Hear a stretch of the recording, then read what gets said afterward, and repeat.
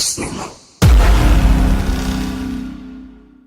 Hey, you wanna hear a good joke? Nobody speak, nobody get choked.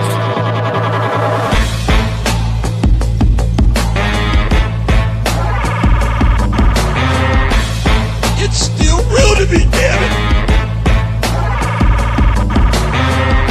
Out of here, baby!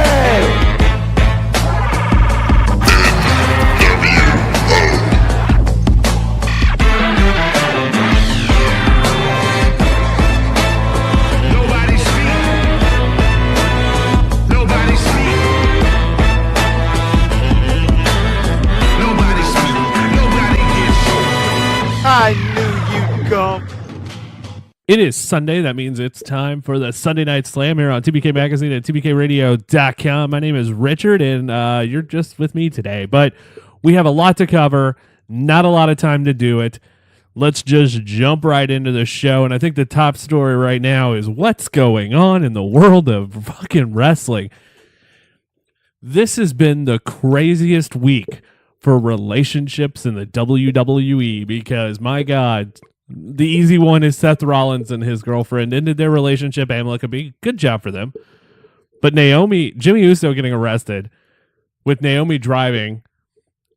And then the rumor comes out that they are trying to be fired. What the hell? I know All Elite Wrestling is looking good for a lot of guys and gals right now, but I don't think that's the way to go about it. The Usos have a huge spot in tonight's show, too. They are in the tag title match against The Miz and Shane McMahon. I figured they were due for a push. They haven't been around the tag team championships in the better part of a year. Excuse me for a second. In the better part for a year. I mean, I figured it was time for the Usos to take a shot, win the championship, and move on, move to WrestleMania, get their huge match. But apparently, we're not going that route.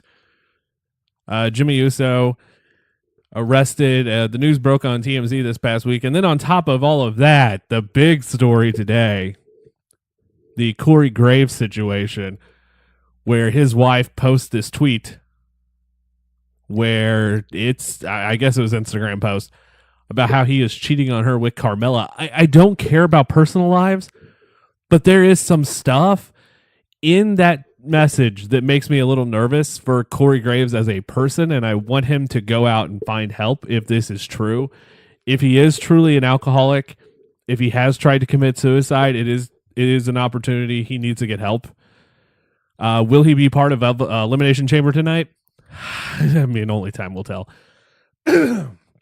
There's a couple of responses that the two that have had, and then the tweet and the messages that she broke on Instagram, and it has been picked up by news outlets across the country.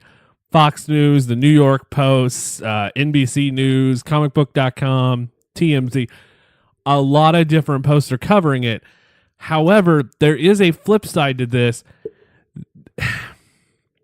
She posted up a message about how it was her ego and all this. And at the end of that, it talks about how Graves is going to be was contacted by Total Divas, which makes me think, don't tell me this is all just part of that. And that is something that makes me nervous because Jesus. And Graves has been on a horrible Twitter rant lately, going off on people, going off on writers, going off against fans. This has not been a good look for Corey Graves, and maybe this had something to do with it, but I do believe if Corey Graves is as bad as his wife says he is, he needs to get help. Hopefully, I don't want to find out much more on this story. I just kind of want it to be buried under the radar and kind of just get back to normal, but when you have that two people that high in the profile, especially with Corey Graves being on Raw and SmackDown, he is quite arguably the number one announcer in WWE, because I think it's the fact that he's on both shows means they trust him. A lot of pressure got put on that guy, and now all of a sudden it seems like he's cracking under it. Hopefully he gets things in order and gets back to normal, but man, I hope what she says is not true, that he has not tried that, but if he has, he definitely needs to get some help out there. All right, let's talk about some good stories. Screw the bad. How about The Undertaker's first non-WWE appearance going to be StarCast 2 All Elite Weekend Double or Nothing? Now, I want to make this clear.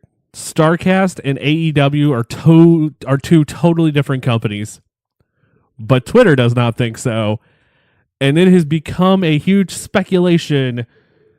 It's become a speculation stampede. Hashtag speculation stampede that The Undertaker will make an appearance at Double or Nothing. And that is probably the farthest from the truth you will ever hear in wrestling. I don't see The Undertaker making a wrestling appearance in any other company that is not owned by a McMahon at all.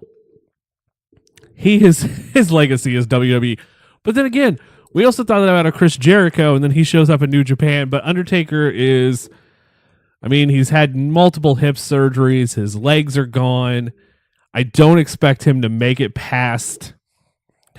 I don't expect him to last that long. I think his wrestling career is coming to an end. It's one reason why this is happening. The rumor is he's charging $25,000 an hour per appearance. He's doing StarCast for $60,000, which, hey, he cut him a deal. But it is The Undertaker, and that's going to sell out fast. The question I asked, I've been talking about all week, is like, how much will the meet and greet for Undertaker be? Because he's one of those people who does not do appearances. This is a cool experience for somebody. The fact he doesn't do appearances, this is going to be a very special moment in the world of wrestling. I mean, he could charge $500 an autograph and fans would pay it just because he's the Under-fucking-taker. And that's exactly what we're looking at right here. He is going to draw a huge number. 300 is my guess. $300 per photo autograph is my guess. And I think that's a right price.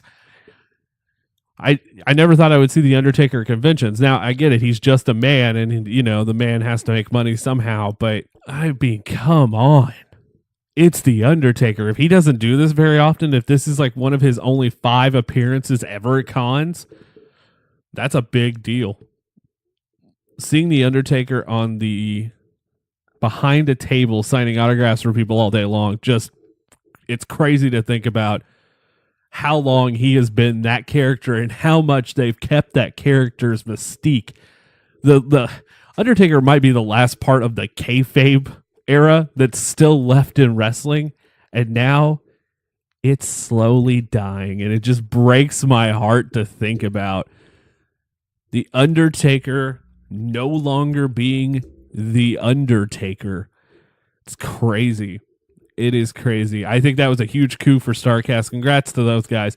Also, Sting, Ric Flair, and Bret Hart are your big names so far announced for StarCast, besides the roster for AEW and other legends showing up. I think having Bret Hart, Sting, and The Undertaker under one roof, then 1993, 94's exploded into the world of StarCast. And it's funny, when those guys were on top, with the exception of the Attitude Era for Taker and Sting, but if you look at when they were like, Undertaker just became a face in 94, Bret's the face of the company, Sting's still doing the Stinger thing before Hogan shows up. It's kind of weird to think about how 94 is so well loved. 94 and 95 for wrestling is not the 2 best years in the world. Hell, remember the Undertaker versus Underfaker match? That's a thing that could happen again. The other thing is Double or Nothing sells out in 2 fucking minutes to the public sale. 4 minutes. Congrats to those guys. The first time that a wrestling show has sold out in the first day. Now, granted, pre-sale helped out a lot on that. But they sold out another show. There are tickets in the secondary market. Of course, there's always going to be that. I think you're never going to get around that aspect. And I know people are pissed with the secondary market, but that's just something you're not going to get around ever.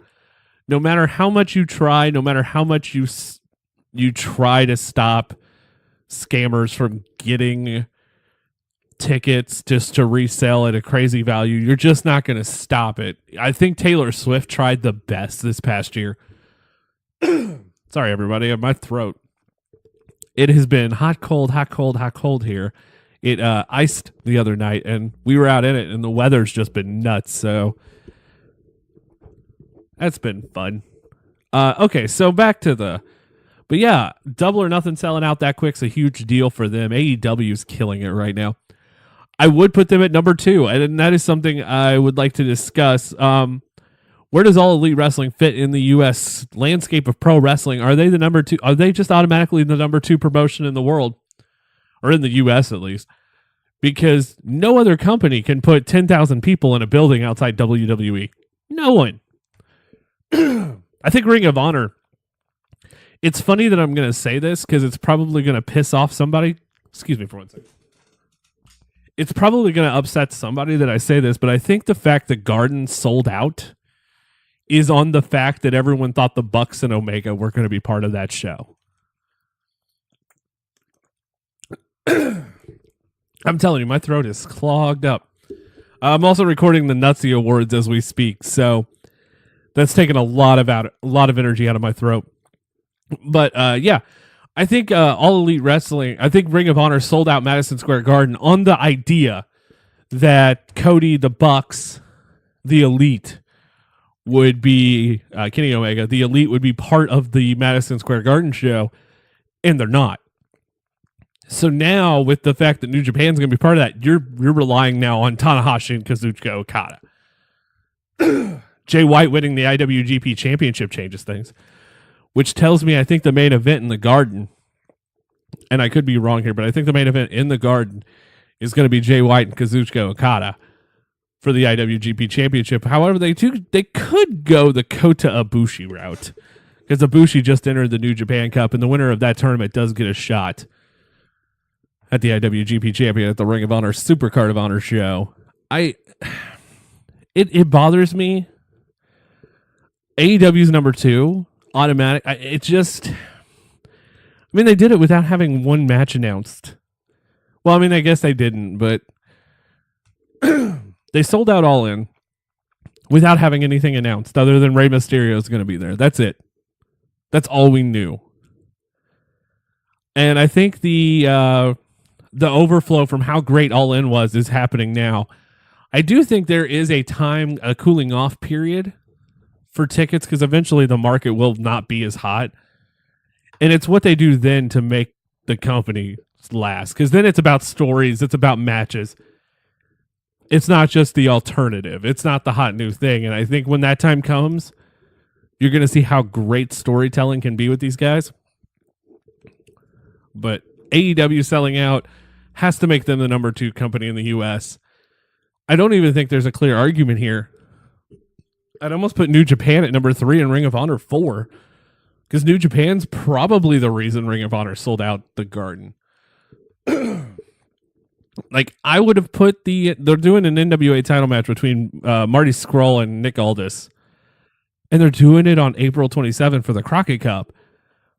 I'm surprised that match isn't in the Garden. Why isn't Nick Aldis not in the Garden? I mean, if Ring of Honor's doing this match, like this whole story with the NWA Championship, he has to be part of the Garden show. Why isn't the Marty Scurll match in the Garden? I guess Marty's going to get the Ring of Honor title match because he did earn that shot. So the other question coming out of AEW is, who's Cody's opponent going to be for Double or Nothing? They've announced, I've got to tell you, this Double or Nothing card after their presser, I didn't expect to be this excited, but my God, right out of the gate, Kenny Omega and Chris Jericho, SCU versus Oriental Wrestling Entertainment, Hangman versus Pac. We're going to get the Lucha Bros versus the Young Bucks, and we have a 3-way women's match of Nyla Rose, Dr. Britt Baker, and Kylie Ray. I mean, they are already hitting hard, but there is one graphic. And if you've not seen the last episode of The Road to Double or Nothing, there is a match that has not been announced, but it's been teased. Who is Cody's opponent for Double or Nothing? And I've seen the internet swirling with ideas of, is it going to be Dustin? Which is honestly probably a safe bet, because we haven't seen Goldust on WWE TV in a long time. Goldberg's name's been thrown out there. Dean Ambrose's name has been thrown out there since he's leaving. Another name that just came out of nowhere from somebody. But you know what? There's a lot of history here. Ryback. And I know everybody's like, oh, fuck, no. There's an episode of Table for Three on the WWE Network that if you've not watched, it's got Daniel Bryan, Ryback, and somebody else, or Daniel Bryan, Cody, and someone else. But Daniel Bryan tells this story of how him and Cody and Ryback used to travel together. It's the damn funniest thing about taking Ryback into a Panera Bread and him freaking out about not being able to eat. So, that being said, I think Ryback's the mystery opponent. I think it's going to be Cody and Ryback at Double or Nothing. It's not a match I would look forward to, but it is something that could happen, and we'll have more on that in the next couple of weeks, of course, because that's what we're going to do. Tonight is the Elimination Chamber pay-per-view. Like I said, this is going to be a short show. We're going to do a post-show tonight, though, so hey, to make up for this. But pre-show, the Elimination Chamber pay-per-view taking place in Houston, Texas tonight. This show, I know a lot of people think this show on paper looks like crap. And I'm going to tell you this show is definitely going to be carried by the 2 Elimination Chamber matches. You can't argue that. This show is going to be carried by those 2 huge matches. First off, the pre-show, Buddy Murphy defends the Cruiserweight Championship against Akira Tozawa. I think Buddy Murphy retains. I think Buddy Murphy's holding that thing till WrestleMania. I just don't know if there's a Cruiserweight in the division yet outside Cedric Alexander, because now since they moved Mustafa Ali to SmackDown, I just don't know if there is somebody that is ready to take the championship from Buddy Murphy, but I think that's his WrestleMania moment. So I think he gets gets a win over Akira Tozawa. That's a 10 or 15 minute match. Then we move on to the show, a no DQ match between Braun Strowman and Baron Corbin. Baron Corbin has to be the most improved wrestler for the last 365 days for WWE. The guy went from kind of just teetering on the line of obscurity for a long time to being someone who's actually a pretty good heel. I am tired of seeing this match, though. I mean, that's kind of something. But Braun Strowman's going to get the win here. I don't know how long, but Braun Strowman's going to get the win. The SmackDown Tag Team Championships are on the line when The Miz and Shane McMahon defend against the Usos. As of per the arrest from Jimmy Uso, I'm going to say that The Miz and Shane McMahon retain and drop him at Fastlane to hopefully Heavy Machinery, because I'm telling you, those guys, I like those guys a lot. Or anyone else for that matter. Then we move on to the handicap match for the Intercontinental Championship, Bobby Lashley and Lio Rush versus Finn Balor. I think it's cool that Leo's getting a shot on pay-per-view. I think that's awesome, and I think it's a good idea to put him in against someone like Finn Balor. I do think Finn might walk away as Intercontinental Champion here, though, which will be a nice consolation prize after his great match with Lesnar last month at the Rumble. I swear I thought they were going to do it. I thought they were going to put the championship on Finn Balor, and they didn't. But I think this is Finn's consolation prize as Finn Balor gets the win over Lio Rush and Bobby Lashley. I think Finn and Lio are going to carry 90% of this match, too. As much as I like Bobby Lashley, he's not going to be part of it, or Elias is going to screw him over or something. We're going to get a fun, screwy finish here. Next up, the Elimination Chamber match for the WWE Championship. The new Daniel Bryan defends against AJ Styles, Jeff Hardy, Randy Orton, Samoa Joe. And this was supposed to be Mustafa Ali's spot, but Kofi Kingston is the one who steps up, and my God, did he step up on SmackDown. Kofi Kingston put on the show of shows on SmackDown, and there is, all of my heart, my brain tells me Daniel Bryan wins, but my heart is rooting for Kofi Kingston to walk out of Houston, Texas with the WWE Championship, and I don't care if he drops it at Fastlane.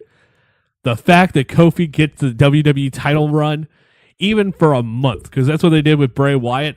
I don't care how they get the championship off of him as long as he gets to hold it for a little bit. Damn it, Kofi Kingston has been such a guy who just goes out there, gives 110% every night. He's the kind of guy you want to build a company around. I want a bigger role for him. I want him as my champion. I don't think they do it, but I want it to happen. Kofi Kingston walking out of the chamber as WWE champion would be the best moment of the year, hands down right now. And then maybe they could defend the WWE title in the Freebird rule. Think about that on house shows. Like, you don't know who's going to defend the WWE championship. You don't know if it's going to be Kofi. You don't know if it's going to be Big E. You don't know if it's going to be Xavier, but you know you're going to get one of the three.